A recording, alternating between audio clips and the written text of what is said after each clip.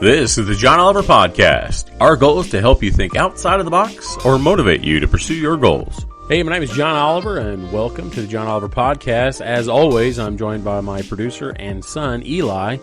Hey, bud, how was school today? Pretty good. Trying to improve the grades, but it's going. Good. Hitting that goal, hopefully, by the end of the school year. A good conversation can start with a good question. Ours is, what are you doing with the rest of your precious life? This question brings us to the current series on relationships, and this episode is titled Transitioning Out of the Drama Triangle. So last episode we talked about the drama triangle and the three tiers to that. But each and every segment and episode, we hope that it inspires you to at least think outside of the box, think about your own life, and maybe push yourself to take action. So, the drama triangle, recap a little bit. The drama triangle is a social model of human interaction that was conceived by Stephen Cartman in the 1960s. So, refresher, the three sides is victim, persecutor, and rescuer. So, today, we're going to talk about a little bit on how to get from a victim to a creator, get out of the triangle period, to get out of the victim role, to get out of the persecuted role, and to get out of the rescuer role and become a creator, a challenger, and a coach. Do you constantly complain about life's bumps, or do you see challenging issues as a way to innovate and create new possibilities? So I used to have this slogan above my bed and a really nice framed picture of the beach, and it said, you can either be scared in the storm or learn to dance with a raindrop. So it's all in the perspective, and that's how this gets started. So a victim mentally sucks the life out of the innovative energy and has an excuse for every situation. Victims are addicted to the drama triangle and complaining. I mean, I think we all have those people in our lives that we know that are like this. Unfortunately, I've got a big one in mind. But looking to the positive, I just do my best and not try to fall victim to that triangle. The creator / innovator, on the other hand, clarifies what they want and goes after that outcome. Not brought down by any situation, they ask themselves, what do I want and what actions are mine to take to create that vision? Through tough times, magnifying their view of situations and our attention to what is key important to us. For victims, they focus on what they don't want, and then they complain about it. Problems constantly preoccupy their lives, and the fear, the loss of control or loss of purpose is what sets them off. That's what they go off on. Creators place their focus on what they want, and then they go after it. So you've heard the idioms out there. I think everyone's heard these by now, depending on what age you are. I think at any age you've heard them. Keep your eye on the prize, your eye on the ball and the baseball. It's no matter what happens to you, you focus on what you want and you go after it. And you don't make excuses for why you don't have it. You just try, if that's your goal, then try all that you have to achieve your goal. That's what it is. Another idiom is, you've heard of the 2 steps forward and 1 step back. Well, you're constantly moving forward, even though sometimes you might have to take a setback. But every time there's a setback, you learn. And to me, that's life. That's the biggest hurdle in life. We like to hear stories about those that have extreme success, but every single success story out there is one of failures. It's basically what it is. No one is successful straight out of the gate, first try. It's extremely rare, and I'd love to meet that person, but they're probably not the most intelligent person in the room. It might have just been lucky, if you believe in that sort of thing. I want to meet the person who's had 4 or 5 businesses that have failed and that can come to you with massive amounts of knowledge and experience to know what is right and what's wrong on how to do whatever it is they're doing. A good guy that pops to mind is Dave Ramsey. And if you don't know who Dave Ramsey is, he's in Tennessee. You need to Google him. He's a financial genius, but He was, as he'll say, the dumbest guy in the room. He made stupid moves. He was a millionaire at the age of 24 and lost it all shortly after. But he learned from his mistakes. Strong woman behind him, I believe. And now he is extremely successful, and his goal is out there helping other people, which I think is amazing and awesome. And he's jumped on, and that's his purpose in life. That's what God has found in him to do, and he's doing it very, very well. And he's grabbing those folks that are around him that are good at it, and he's bringing them with him. So he's nowhere near the drama triangle, and I think he identifies it better than most of where it is. But we all, growing up, we found ingenious ways to get our needs met, and that's how this drama triangle starts. Psychologists, in particular, Karen Horney, MD, have identified 3 broad categories that describe how young children do this. They're simply, we learn to move away from others, we learn to move against others, and then we learn to move towards others.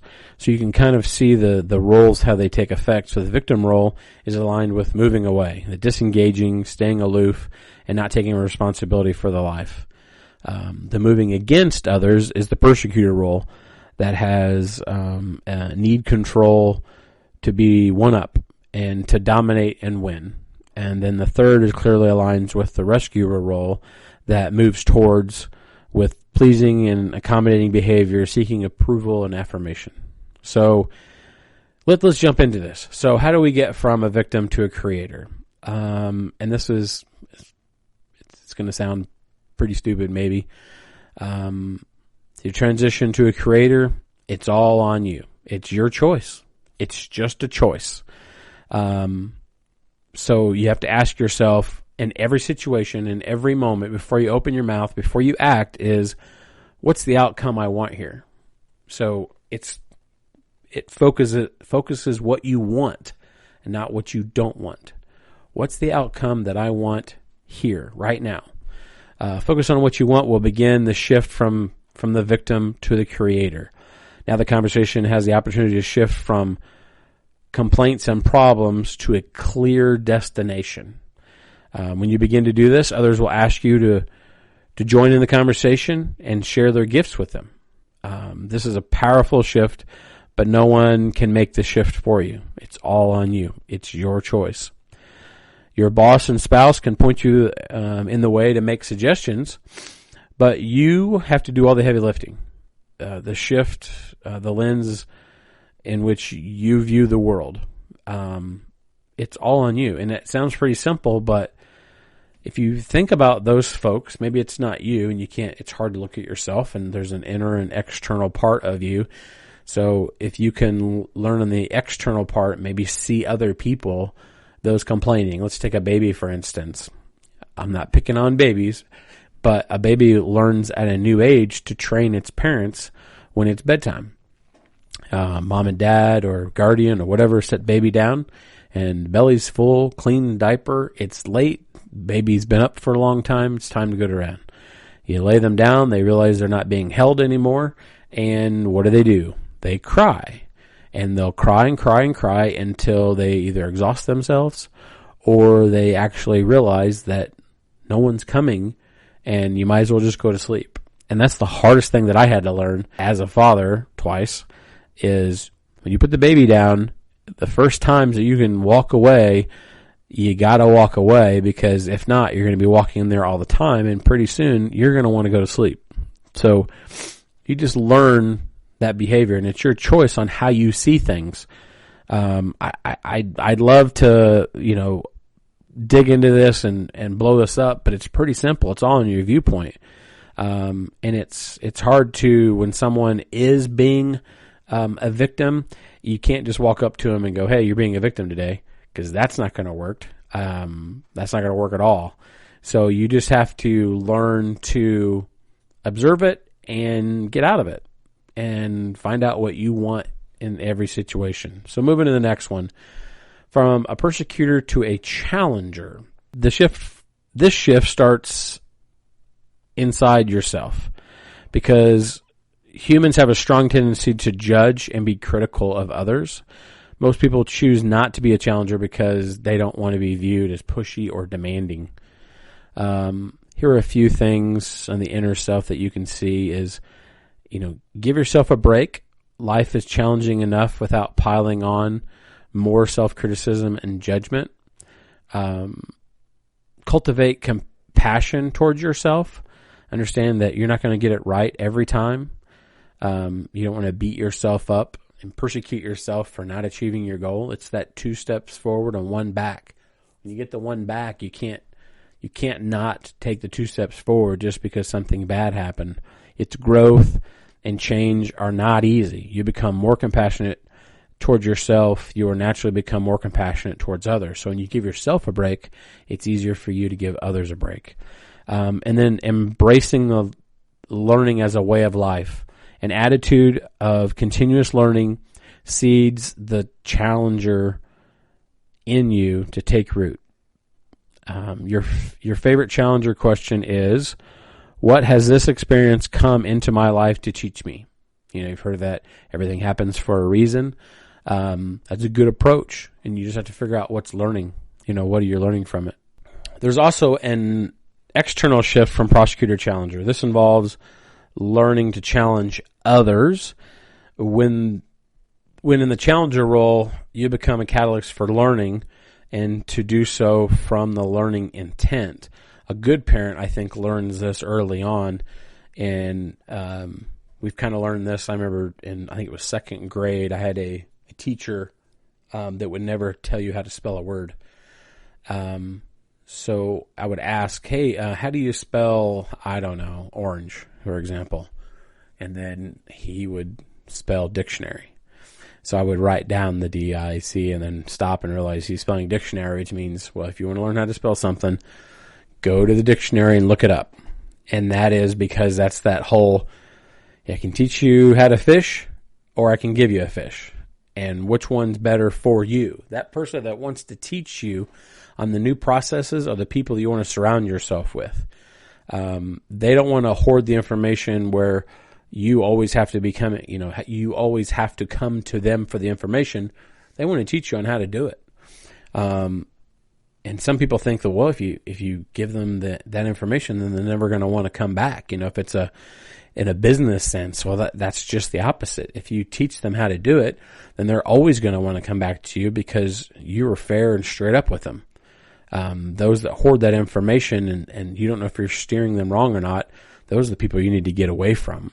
Challengers also are willing to stand for a vision and what they believe in, even in the midst of chaos and challenge. So stick to your goals. Stick to what you think is right. They're often called truth tellers. We all have this challenger in life. It could be a teacher or a boss or maybe a grandparent. Those that give you that rock solid truth, even though you don't want it, or maybe you don't want to hear it. Mine is my dad. He's been my rock. If I go to him and want a straight up answer, he's going to give it to me. But he doesn't portray himself as an expert in certain things. He's just giving you his opinion on what he wants and what he sees as an observer. And those are the people you want to surround yourself with.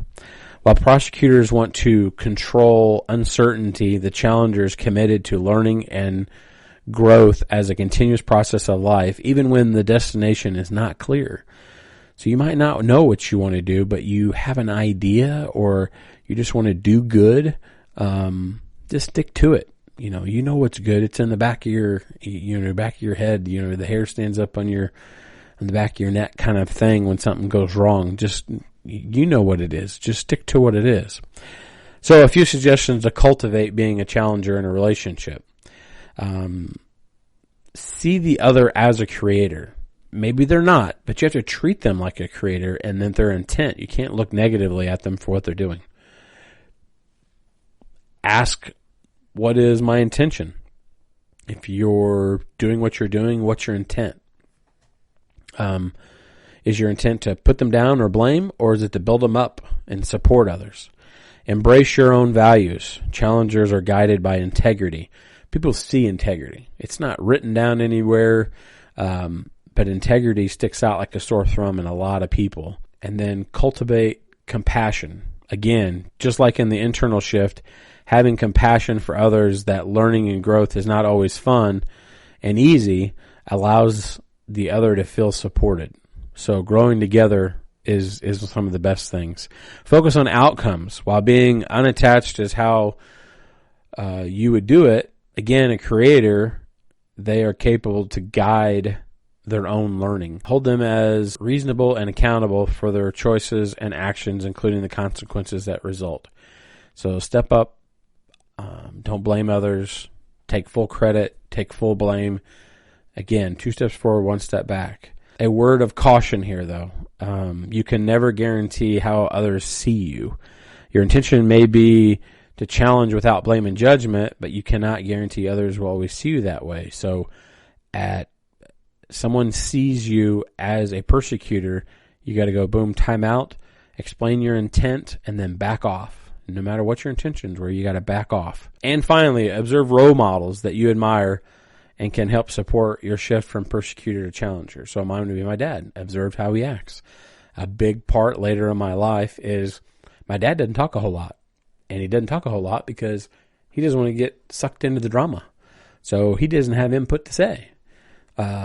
Sometimes he'll add a little bit and then he backs off because he's trying his challenger role, and it doesn't get listened to, so he backs off. So you got to find these people, look at them, and are they willing to be courageous challengers without blame and judgment? So determining who they are and how might you become more of what you admire in them. From rescuer to coach now. Breaking away from the rescue role has got to be the most difficult of the three because of the positive social rewards that are built into this. You know, you think you're helping. You may not be able to see your own pattern because you're too close to it. How you're intervening stops others from learning and growing in their own way. So again, you got to be very delicate on how you're doing this. You can't enable people, but you got to coach them up. You got to take it in the aspect of, football, pee-wee football. Let's do that one. You can't get on the field and play for them. You got to talk them through it and build them up, both learning the game and then confidence into doing it themselves and then pushing them to be better and better. It's the same mentality from changing from a rescuer to coach.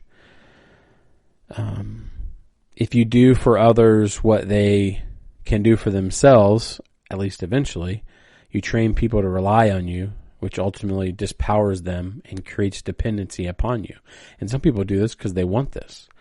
They want to say, well, in order for you to do this, you got to come to me and I got to do it for you, but you got to come to me to let me know, and then they assign blame to you. So you just need to learn that it's there and that it's a possibility. Here are a few examples of rescuers that can show up. So a boss who delegates a job to their team and then intervenes and does the task anyway so as to not overload the team.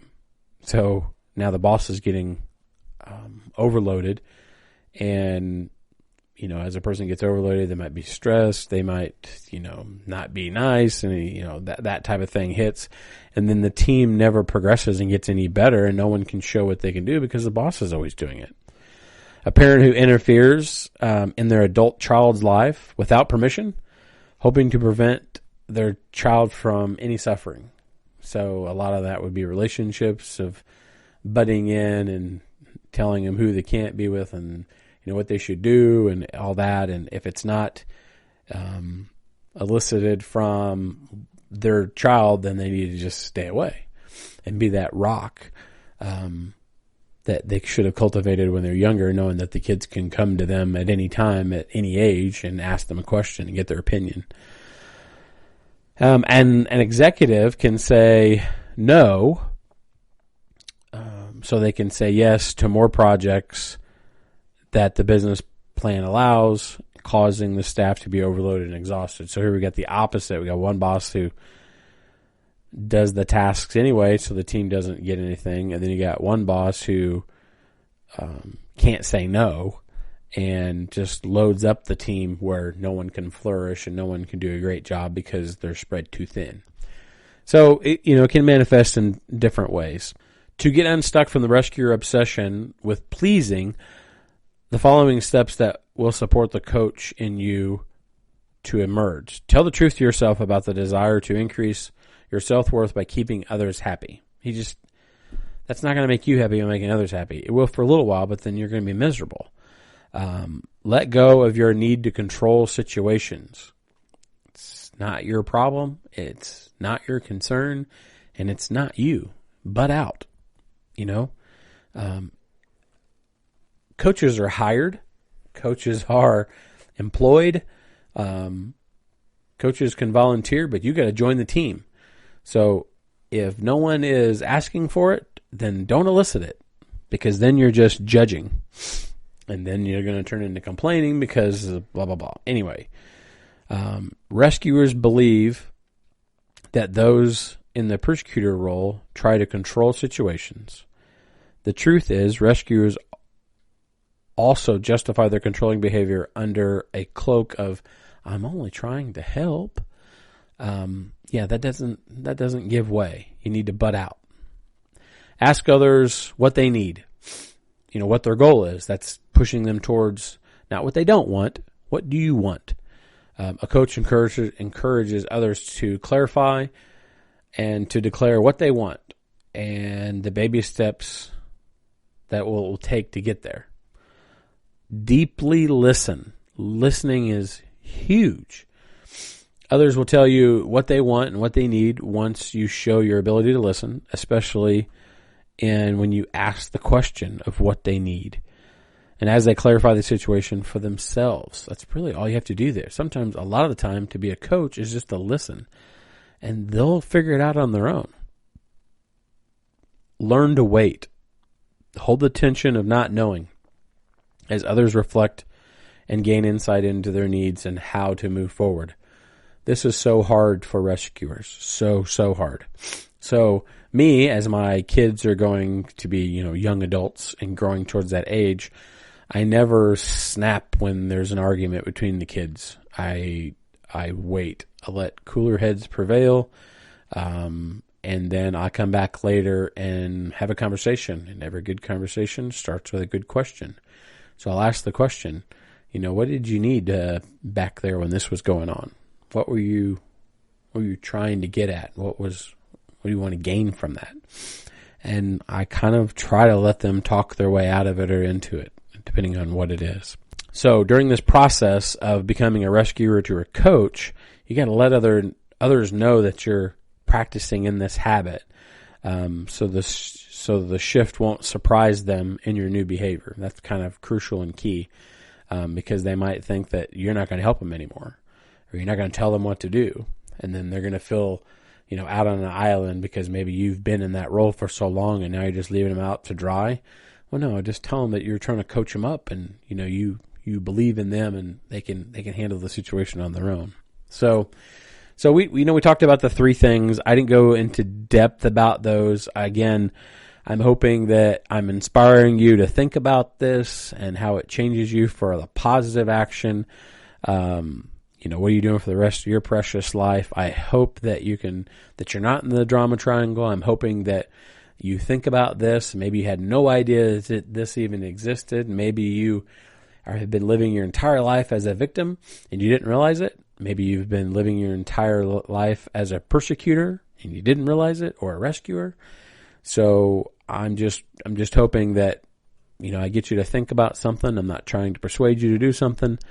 I'm not trying to get you to buy something. I'm just trying to push you to grow. So that's today's episode. Thanks for tuning in.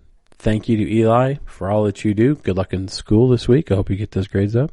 Thanks. No problem.